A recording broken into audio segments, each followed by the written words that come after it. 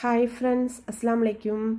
வெண்ணிலா pudding எப்படி செய்கிறதுன்னு பார்க்கலாம். குட்டீஸ்க்கெலாம் செஞ்சு கொடுங்க, ரொம்ப பிடிக்கும். பேனில் 1/4 கப் சுகர் சேர்த்துக்கோங்க. ஒரு பிஞ்ச் உப்பு சேர்த்துக்கணும்.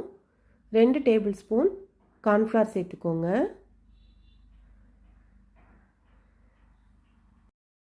2 கப் பால் சேர்த்துக்கணும்.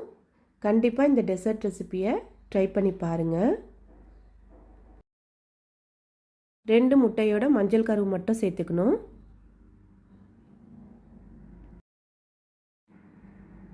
விஸ்கு வச்சு எல்லாத்தையும் ஒன்றா சேர்த்து நல்லா மிக்ஸ் பண்ணி விட்டுறணும். கட்டி இல்லாமல் நல்லா மிக்ஸ் பண்ணி விட்டுறணும். ஃப்ளேம் ஆன் பண்ணி மீடியம் ஃப்ளேமில் வச்சு நல்லா மிக்ஸ் பண்ணி விட்டுக்கிட்டே இருக்கணும். கைவிடாமல் மிக்ஸ் பண்ணி விட்டுக்கிட்டே இருக்கணும்.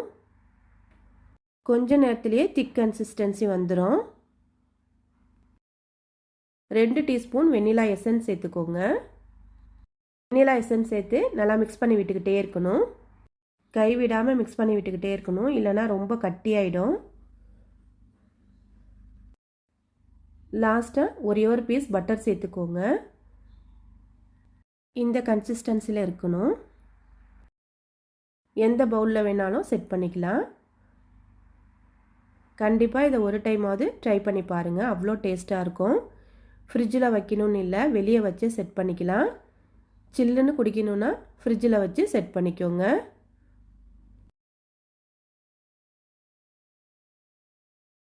நல்லா சூப்பராக செட் ஆகி வந்திருக்கு.